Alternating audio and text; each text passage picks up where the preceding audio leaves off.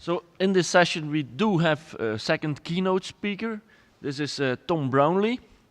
Tom graduated in RVC in 2002, was first in a large animal practice in the west of England for several years, and then he decided to emigrate to New Zealand.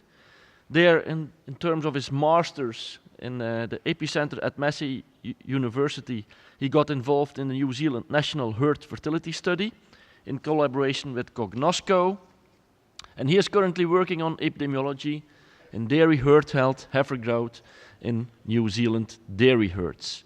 So in this context, he is building veterinary-specific software to assist practices to assess national dairy data and generate more value from this information. Tom, the floor is yours. Tom will share his experience with the National Dairy Herd Reproduction in New Zealand. Tom, go ahead. Great stuff. G'day, guys. Wonderful. I can see you all through the light here. Thank you very much for coming along. Thank you very much to the Scientific Committee for giving me the opportunity to come and speak to you, and thank you very much, Mr. Chairman. I ought to qualify my title of this of the talk. I was very grateful to be given the opportunity to talk about dairy cow reproduction, and just as Mark said, it's a pretty big, pretty whopping subject.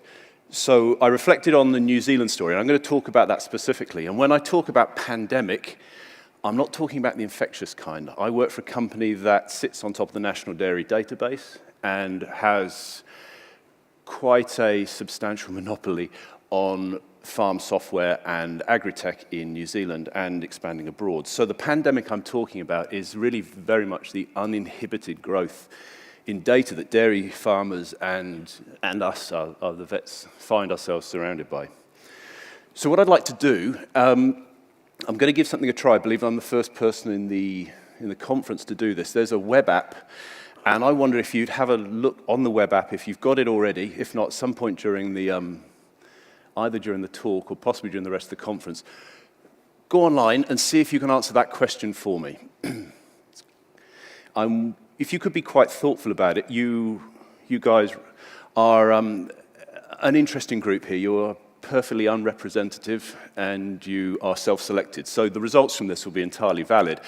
But I would be interested, every conversation I've listened to and those that I've eavesdropped on seem to be talking about data. And Mark, my support act, has set me up very nicely to talk about this. And also, it's nice to gauge what your audience thinks. So using these pollings are certainly quite useful. So as I said, I'm going to talk about the New Zealand context. If you guys, within your sort of sphere of concern, can relate to this, I'll be delighted. But otherwise, I need to speak about the area I'm most comfortable in. So New Zealand is an island nation with 2 principal islands. We are fractionally bigger than the UK, with a population that's only just slightly smaller than the Republic of Ireland. So we've got quite a lot of space out there. And in that space, we do grow a lot of grass. So we have a large agricultural industry, which proportionately is larger than most of the other OPEC countries per capita. So, and with such a small domestic market, we export 96% of our agricultural produce. Of that, over a third is dairy-based, so that's milk solids, cheese and yogurt. And traditionally, that would come out to the UK. And these days, given the close of the EU, we ship most of our produce to China. That said, once the Brexit announcement was made, within about 15 minutes, a Kiwi dairy farmer was on national radio asking whether or not we could start selling back to the UK again. Because it's such a large industry over there, we've seen some consolidation. Now, I've taken this shamelessly from the New Zealand, or Dairy New Zealand dairy stats, and haven't credited them at all.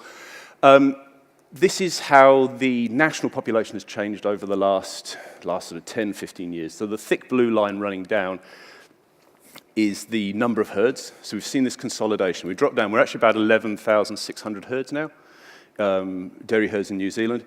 But you can see the other fainter blue line rising in the middle there is the increase in that herd size. So the average herd size now is about 450 cows.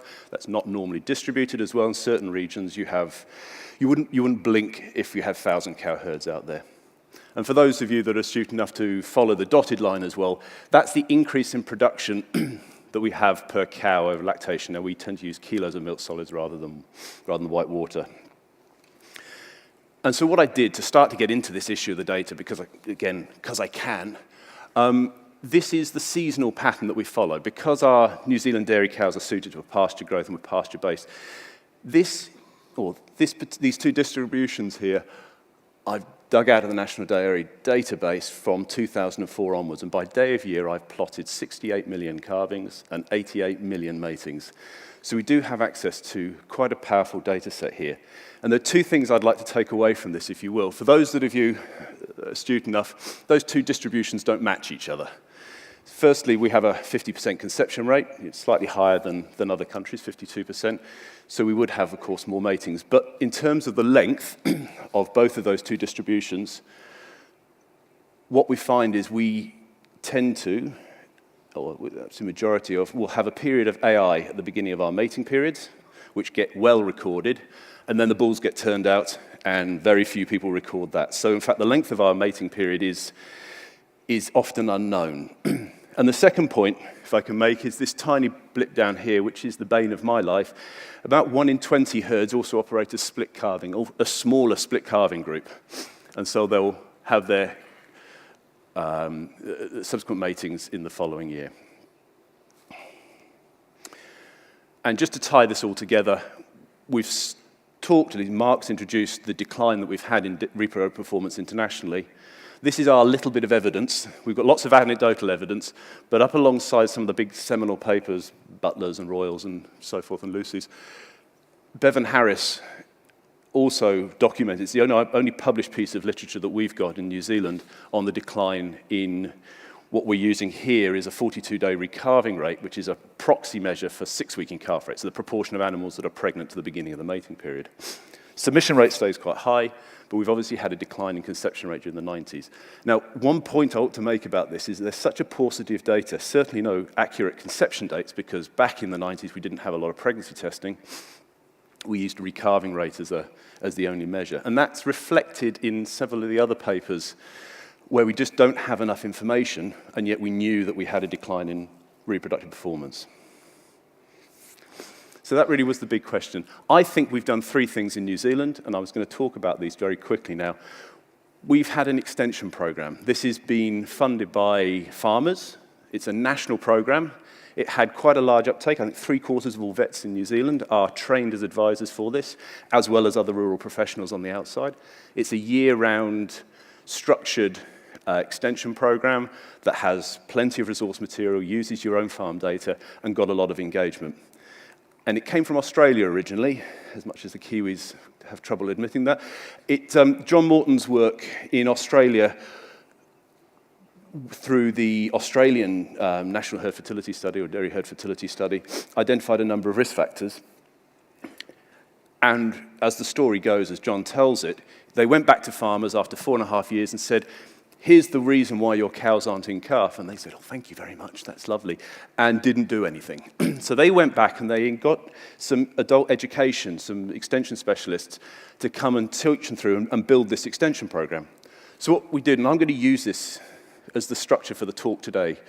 So what they said is if you want to improve reproductive performance, it's not rocket science this, you have to improve those risk factors. You have to identify and improve the management factors that are affecting it. And to do that, you've got to go back and find those decision makers and affect their attitude. I think in the proceedings, I've used some of the jargon that the social scientists use, which is knowledge, skills, aspirations, and attitude. And a lot of the social science models take that further back, and we look at sort of perceived constraints and so forth. So the second thing that we've done internationally, and Mark went into this in greater detail, was introduce fertility into the breeding value, into the breeding worth. I bring this in, and I won't talk any more than just a single slide about it, except to sort of acknowledge, partly for my colleagues who are geneticists, but acknowledge that there is a genetic component to fertility. It's made, or at least in New Zealand, it's based on several phenotypic values, submission rates, calving dates, that we use to measure reproductive performance at a herd level, which makes it intractable and makes it also very difficult to remove or to use, excuse me, in any modelling that we're going to use to look at for reproductive performance. So I have to acknowledge that it's there. The heritability varies between 6 and 9%, so it's very low depending on who you speak to.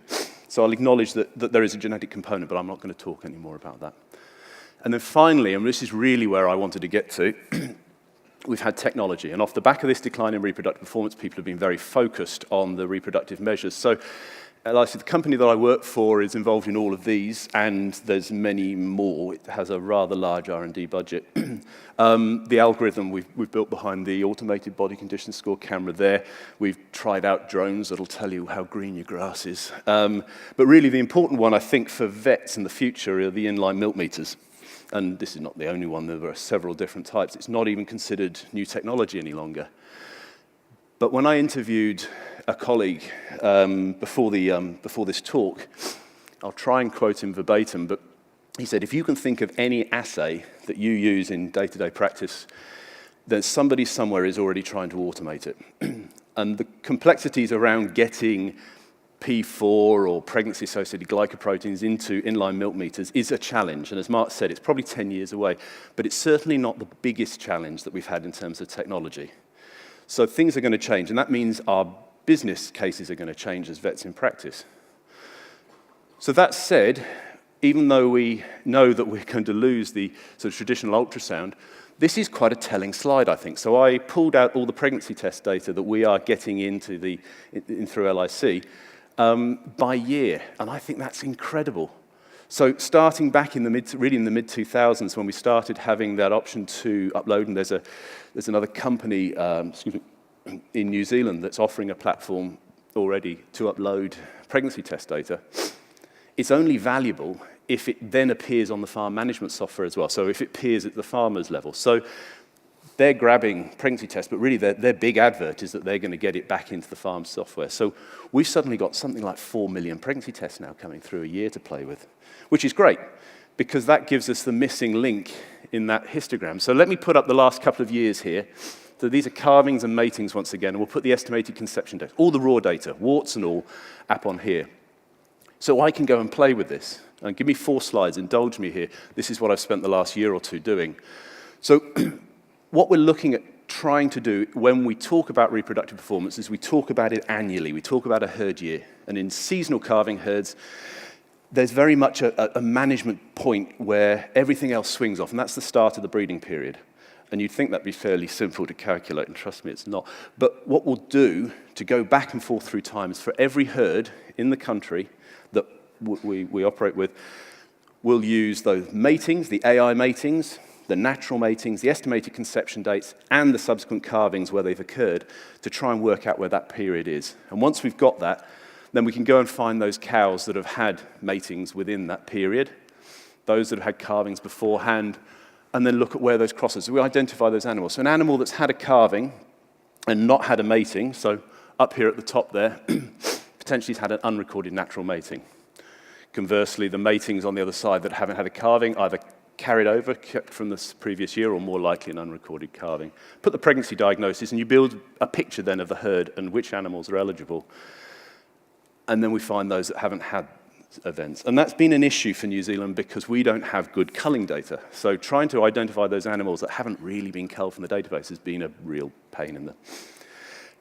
Once we've got that platform, we can then add all of the other data that we're interested in. So we've got heifer weights, has a similar histogram to those pregnancy diagnoses. We're getting heifer weights coming in enormous numbers. Condition scores the same, animal health, milk production, so forth. It becomes really quite a powerful data set.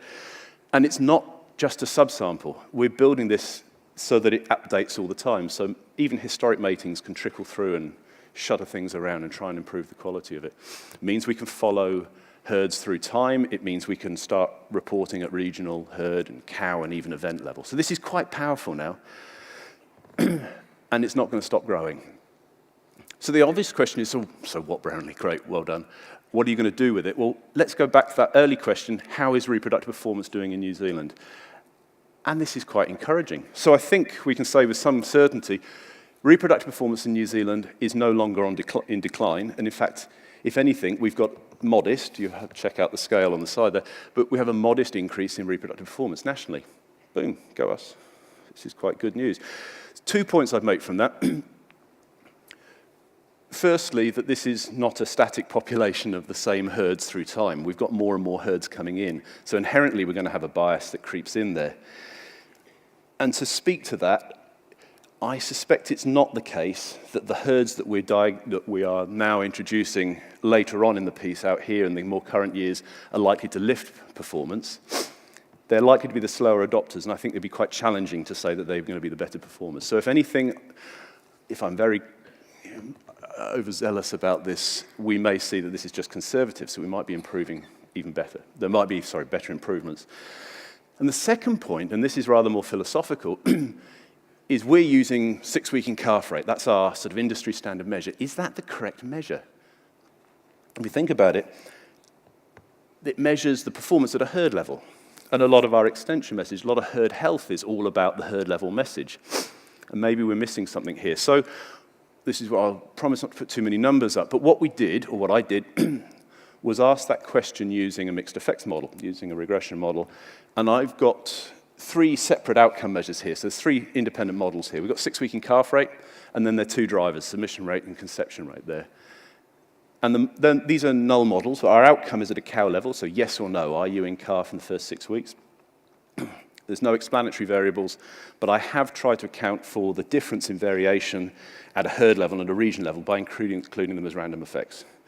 And one way to interpret what level or how much variation is accounted for by each one of those levels is to use the interclass correlation coefficient. It's a little bit crude, but the message is very, very clear. So at a region level, in terms of the percentage of variation that's accounted for in the New Zealand national dairy herd, less than 1%. So for those farmers that say, and vets included, that say, oh, the northern herds aren't going to do as well as the Canterbury herds because they're in a different region, well, it's quite challenging now to say that it is because of region, because region, in fact, only accounts for very little. There's something else that's going on there. Equally, the message about a herd level differences because of different herds, that's also fairly challenging because the variation there is equally very, very small.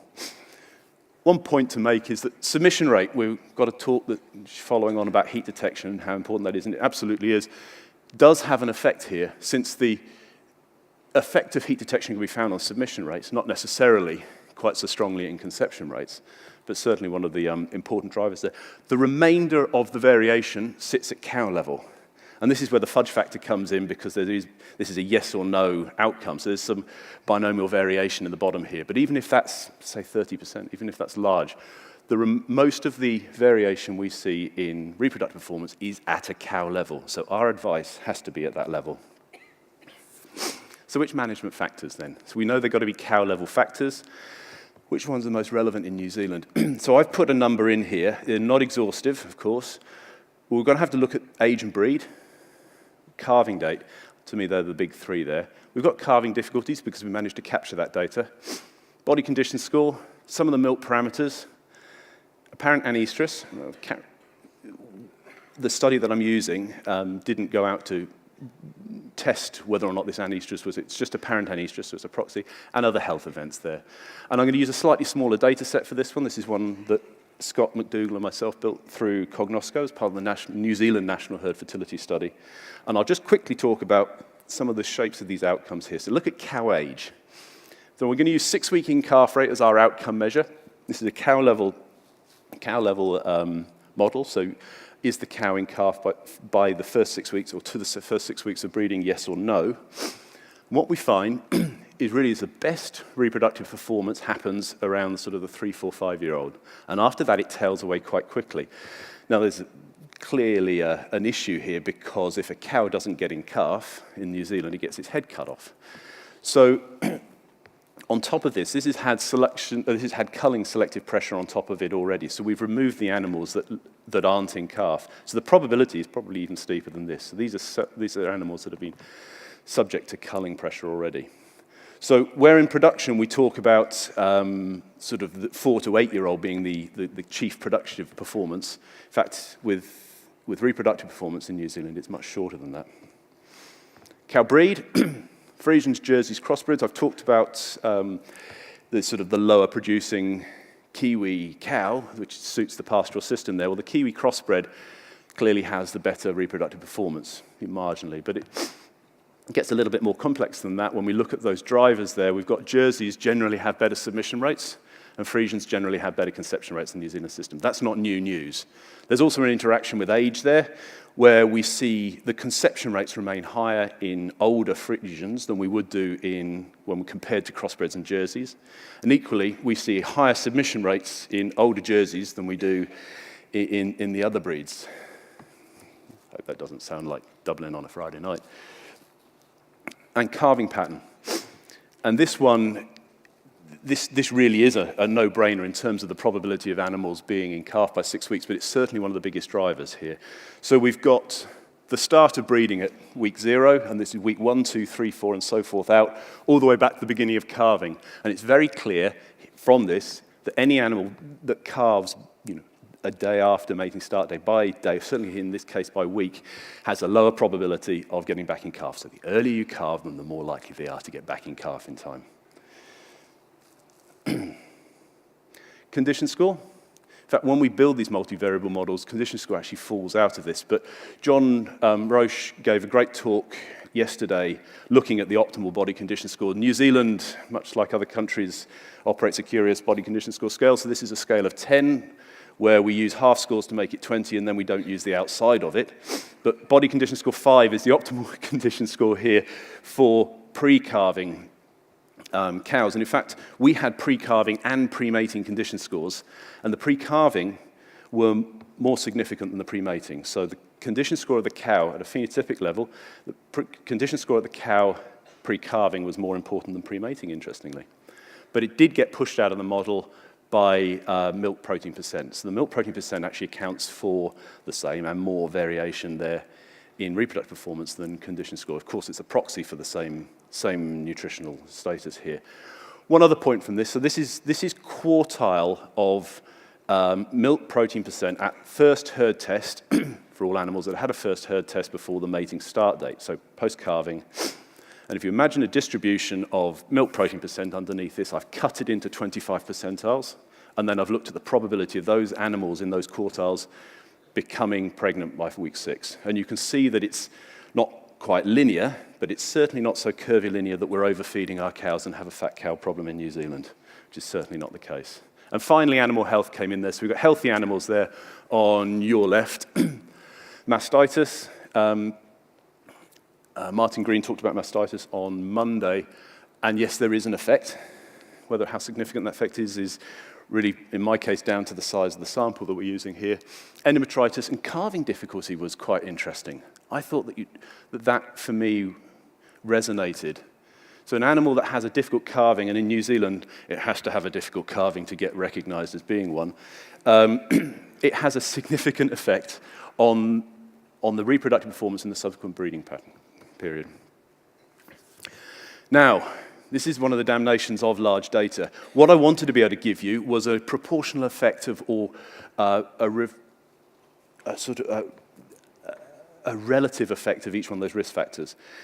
So what you would typically do to do that, unless you were using a simulation model, in which we're not, is take a full model and remove one of the fields that you're interested in and compare them using a likelihood ratio test. The problem with such a lot of data is that everything's bloody significant. So I can't give you an approximate value of how important each one is relative to each other. The likelihood test statistic really just gives you the fact that they're all highly, highly significant if we remove them all, each one at a time from the model.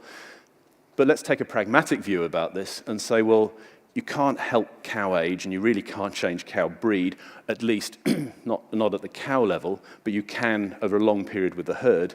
But things like milk protein percent and mastitis and health and so forth, you can have an effect on. So we know that cow level factors are important. When we translate them up to herd level performance, on which I've done in the proceedings, much to the chagrin of the poor conference organisers, I think I went rather over my word limit, but for those of you that are interested in it, I repeated this whole process at a herd level.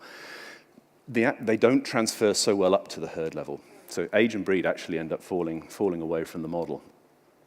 But there are lots of applications for this data set that we've built now. We've got all this data. what are we going to do with it? And I'll leave your imaginations open for a lot of the options there. I'm just going to take one example because it allows me to make 2 points that I think are quite interesting. So a colleague of mine, Ryan Higgs, and myself have been working on a culling guide.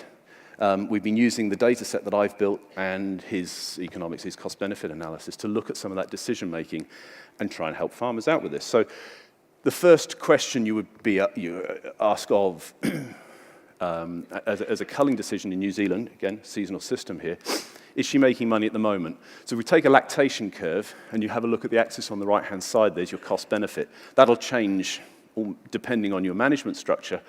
But as most farmers will be able to do this, most vets will be able to do this on the back of a fag packet. As soon as you drop below that cost-benefit, that milk you produce is costing you money. So that's fine. As long as you're above that line, you'll keep milking her on to the end of the lactation and at her dry off so that she's ready for calving. However, if she's not, you're going to want to know whether or not she's in calf. Well, we've talked about preg testing. That's an easy decision to make. And that normally is as far as you go. After that, you get down to hunches and supposition. Will she make money next year? Well, now we can start to put some figures around that because we've built this data set. So based on the reproductive performance and how well you're going in your herd at the moment, we can give you submission rates and the probability of that particular animal being submitted based on, in this case, I've given an example just on the date that she calved, or her breed and her age, sorry. And we can do the same for conception rate, and I've put the interaction up here between breed and age. So we've got age, breed, and calving date, specific to that herd, to give us something fairly useful. We can build a matrix now. We can say, well, for this particular animal, the probability of her being pregnant by, say, the first 3 weeks of the mating period, or the first 6 or so forth, is such and such. And we project that out for about 10 years. And that's quite powerful, because that means we can do a cost-benefit analysis. So in this case, we're looking at cow 54, the value of replacing her with another heifer, with some complexity behind the income and the overall costs, but we'll get a net present value. I won't go through cost benefit particularly. In this case, cow 54, the net present value or the benefit of replacing her is about $85. That means we can rank it for the farmer. In fact, we're going to call this the culling rank in this case, but for, say, cow 37, and the net present value of replacing her is $2,204. So, you know, I think that's a pretty good example of one cow that we're probably going to get outside of the herd. So if she doesn't make money next year, as cow 37, I think we'll cull her. If not, and with the chagrin that we've got to understand whether or not she's got any of these health issues, we'll keep it and we'll dry her off then and there. Now, the 2 points to make from that, so it's a simple culling model, it's not rocket science. And I think our slogan's going to be, you know, you put a business case around every cow. We're giving advice at the cow level, in a sense that there's an ear tag number associated with the advice we're giving. And the second point is, you know, we're building this as a decision-making tool. And that's the rub of it. To me, this is where this tension, I wear my LIC hat, we'll build this stuff, it's exciting, I get to go and build lots of algorithms, and it's almost fun. If I take that off and I put my vet hat back on again, well, then this is where this tension grows, because we're sort of removing that decision-making from what has been historically the custodianship of the vets, or at least the advisors. And I'm concerned about that, and I don't think this is going to change much. So let's talk about that. If I was to follow if I'm to follow the structure for the talk now, I would talk about farmer attitude towards these risk factors. That's an exciting topic, but I think we missed an opportunity here. I'm going to talk about advisors and their attitude towards this. So this is my team. This is fun. One or two of them are here. I wasn't sure we were going to have many along. I purposefully selected, and these are completely non-representative vets from around New Zealand, all geographically distinct and all with an interest in data. There's certainly one of them's there. I'm the very tall person at the back there. Everyone's very short in New Zealand. But we set to task for a day, and we've been working together sort of incrementally through the year, but we sat down for a day to workshop through this issue about the value of data and access. Because we all say, yes, we need data. It's going to be the future of the dairy industry. We need it. But what do we need it for? And why do we need it? And what's the business case for it? You know, I think we settled on about 4 things. And I'll just talk to them in the last few minutes of the, or last 10 minutes of the talk. So forgive me, I'm going to use these big, bold statements that came out of these walls, this rainforest of Post-it notes that we got through trying to work this through. And the first off the cuff in this case is that vets saw benchmarking as their role. Vets saw themselves, they identified with being scorecard holders for reproductive performance. So that's what we want. We're going to use it for engagement. It's the hook to get farmers talking. It's the way of following trends through time. Yeah. We understand benchmarking, I'm sure most people in the room here. But this is quite interesting from somebody who might provide it. It's actually the most complex thing to build. We are, rightfully so, cautious of black boxes, of these complicated algorithms and calculations that go on, and up pops a preformed benchmark measure. If we can't unpack that as vets, certainly the New Zealand vets tell us, if we can't unpack it, we don't understand it, we won't trust it. And the second thing, and quite important, is we don't charge for this. This is important for us because it gives us engagement with the clients, and we want to be that hub for people to come to talk about it. Okay, but you'll still have to buy it off the companies that own the data in the first place. The second one is very much about analysis. So, yeah, we want to benchmark, but we also see our role as being the interpreters of this data. We see our role as being the person that does the analysis. We want to be dragging things around. But we don't want to call it analysis because actually sometimes it's quite complex, and we certainly don't want to do it on the cow side at the moment because I'm unsure what I'm doing. So this was a sort of a feeling that came back through. These progressive vets certainly know how to deal with data, but by and large, when we talk to a larger group, analysis is one of those curious words. It's a bit double-edged if you're a practitioner. We certainly see, we want to be able to be that person. We're not sure of it, so we want a bit of a safety net. We certainly, though, see it as our job. We don't want other people doing it instead of us. And thirdly, to mention the first two, they're very clear about that. That bit's easy. I'm sure most people that have been in practice or in an advisory role appreciate that having access to the data consists of those two things. Now we get into something a little bit more interesting here. Well, we need to give something back. We need to report on this. We need to be able to charge for it. And we get a little bit deeper still. And we say, well, actually, it's not just that, because if you give us reports that we can on-sell, then you're leveling the playing field. And actually, I want to differentiate myself from the practice down the road as well. So don't make it too easy, but I certainly need to come up with a business model. And this is where the practices are becoming less clear. So understanding that you need data and you need to pay for it from the providers or whoever you're getting this data from means that you also have to have a very strong business case to justify the need for it. And then finally, services are more valuable if they align with farm records. Now that's obvious. If I'm pregnancy testing, I need that mating data with me. We know that it improves the likelihood that I might have an accurate pregnancy test or diagnosis. But beyond that, and here's an example from New Zealand, which I may or may not resonate, with the rest of you. We have practices out there that spend a lot of money on a particular platform, primarily so that when they pregnancy test their clients' herds, that data goes up and off and into the farm management system. They don't use it for analysis especially, they don't use many of the reports on it. They use it simply to get the pregnancy test data into the farm software because the lay scanners don't have that option. So as a value add, they pay a lot of money simply to have that integration. And in terms of technology and the future, and I've heard other people say this in a number of different forms during the conference, integration is the key to that longevity for data. So if you're producing it, and I don't know how long we'll be producing pregnancy test data for that will keep that value if technology moves on, but it has to integrate with other data sets. It has to integrate with other environments there. So just finally, final slide, and I've got plenty of time to finish. Forgive the jargon, but there is a model that certainly agri-tech companies should be familiar with. And I'll just place this up as a final thought, really, because there is no silver bullet to this. The model's called the data value chain. It's understanding big data. It really was born out of governments trying to understand who owns road traffic data. But there's 4 steps to it. There are those groups that generate it. There's those groups that store or bring and align different data streams. There's the components, there's the people that analyze it, and then there's the end users there, the aha moment at the other end of it.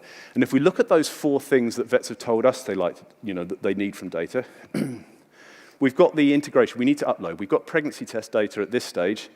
So we are generators. We sit in that camp. We don't really have any storage, guys. We have 1 or 2 platforms, veterinary-specific platforms, that are now set up to assimilate data and pull it all together. But largely where our role is that drill down and the report writing, that part of the analysis. So I think that's where our strength as advisors lies. And we need to understand that. Certainly you, in your respective countries and regions, need to understand who's in charge of this chain and where you can sit in that. And I think that's a strength.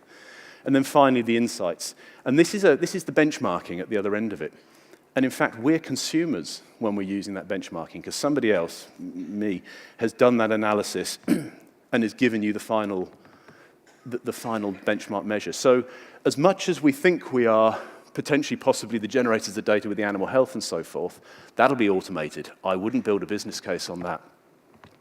There are a number of companies, there is one here certainly in Ireland, which I think is a fantastic startup, that are doing that, but we're not part of that storage. We are very much part of analysis, which ties in with the herd health philosophy, but we're also consumers. And once we know we're consumers, then we're prepared to pay for data from people that have already done the analysis, storage, and the generation. But if we're going to do that, we then need to have a very clear case of where we sit in this chain and how to charge for it. So in conclusions, I have a realistic business case for it. So if we're going to go and buy it, make sure that we know how we're going to keep the succession behind it. There are going to be opportunities there. So as I said, with your region, understand how that chain works around your practices and the companies and so forth, and look for those opportunities, because they're certainly there. We are crying out for more engagement. When we do offer advice, put an ear tag on that advice that we're giving. Farmers like those lists, certainly in New Zealand. And there's some resounding news that we can actually improve reproductive performance. New Zealand's managed to do that. Thank you very much.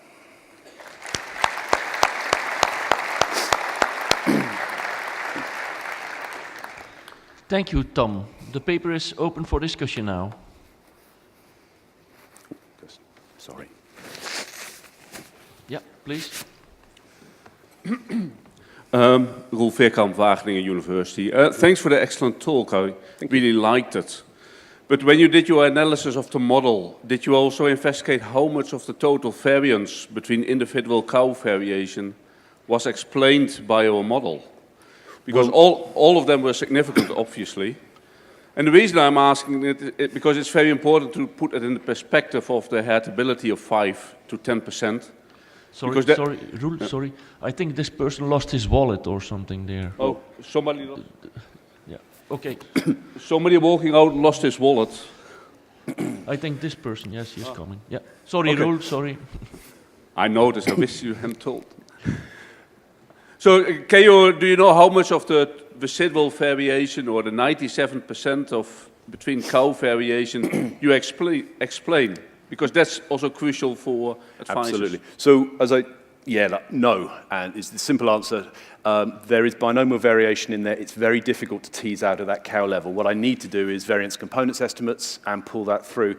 What I wanted to do, especially for this talk, was just to tease out those top layers. I was surprised how small they were, but it tells the story. But then once you use those ICCs, there will be certainly at least, I think, one member of this audience that's pretty hesitant about using them at cow level, because you do have that difficult fudge factor to pull out the binomial variation from that. So the answer is a great question. I wish I could, but not with the technique I've used there. I think in the future, yes, we will pull it out, but no, damn you for asking that. Thank you. Yeah. Chairman, excuse me, my voice is rather damaged after last night, but I can imagine. Yeah. As one of the elder lemons who was previously involved in a lot of reproduction work, Kevin O'Farrell is my name. Okay. I'm glad to see, Tom, that you have shown statistically that all of the things that we thought were having an adverse effect on fertility are still there. So Yeah, it's not new, we're is it? still in the game anyway. One of the things I'd like to ask you about is the culling reasons. And with our databases here now, we're beginning to look again at reasons for culling. And I know there are many flaws with the recorded reason. Sometimes with farmers, they cull for a variety of reasons, but put down one, when they should probably be saying that the cow was mastitic, was lame, and wasn't in calf. But they'd probably just say it wasn't in calf. Sometimes we get cows that miraculously, but this is Ireland, where they don't go on calf because they were never inseminated, and yet they're infertile. So it's very difficult to tease out all of this data and get culling data to a useful level where you can interpret what is going on these farms. Have you any way of validating data in a more meaningful way that we can use it that will be beneficial to farmers? Oh, that's a great question. Yes and no. Or in New Zealand terms, yeah, nah. We have crap loads of culling data, and it's pretty much all nonsense. We have principally the data set was set up as a sire proving database, so we were never interested in those cows that went, especially it's not part of the fertility or the breeding worth. So farmers were given 4 options: you can cull, move, sold, or died, and those used interchangeably. And then under that, you had the option of possibly 40-odd different reasons. And when you come to look at this, and I did this originally when we were doing survival work with some of the survival analysis a few years ago, and less than 1% of animals that are removed from New Zealand dairy herds have a culling reason associated with them. So what we're looking to do now, and partly me sitting on top of this big data, trying to apply some logic to whether or not those cows have disappeared and appeared in other herds, which is going to be the big deal about, I hope, for this data. And then the subsequent calvings, should they have happened. Chris Compton is one of Scott's other colleagues that is also working on a rather more detailed survival analysis, partly with Dairy NZ, around culling reasons. So he's got a subsample of the population, and we're trying to apply some algorithms to work out, firstly, if the animal is no longer in the national population or has moved to another herd. And that's about as far as we've got so far. So no, we would love to have a little bit more work, and we'd like to have a little bit more information out there. Unfortunately, what we've got, and it's unlikely to change in the current environment, is a software system that just is too complex. Okay, thanks. Yes. Michael McGowan, University of Queensland. G'day, Great talk, Tom. Thank you. I'm interested in your thoughts on why fertility in those cows, what we would consider is a modest age, only 5 or 6 years, is starting to decline. So the data that we use, so that's the fertility study data, that was 8, 9, 9, 10, 10, 11. I'm hoping that it's improved since then. I'm hoping that we're getting some better retention. No, I other than the risk factors that we put in at the moment, we don't have a good handle on why we're losing those, even despite the culling pressure that's already put on there. So no, I don't think I've got a good answer for you. Sorry. Thanks, Tom. One final question, yes? Hi, Tom. Down here, Tom. Yeah, Hi. g'day. Yeah, no, Irish practitioner, and I'm wondering the use of, just drilling down into what you were talking to there, I know it's a bit isolated, but the milk solid parameters, using that specifically, giving information on animal health and future survivability in the herd. Now, whether it is age-related and within the herd comparison or at a national level, where do you see that being useful data? I see that being, I was surprised that it pushed condition score out, so it is certainly important. I think it's going to be fantastically important in the future. Certainly, as sort of hinting at earlier, if New Zealand operates a system where we have periodic herd tests, and that will give us normally 4, quite often less than that, incident of data throughout the lactation. Once we start getting down, and Mark alluded to it all, once we start getting inline milk meters or more frequent measures, I think that's going to be almost diagnostic. Certainly when you start coupling it alongside some of the other assays that are going to be coming online in the near future. So you don't see them on their own being very powerful? You feel that they need to be combined with other information? So at the moment, would you make decisions cow side on milk protein percent and decide? With fat ratios and again, low milk fat, mobile protein? Yeah, I think they are powerful. They certainly seem to come through very strongly in the models when we try and, when I build those multivariate models, they push out a number of the other factors. So I think they're strong indicators of fertility, absolutely. Thanks. Thank you.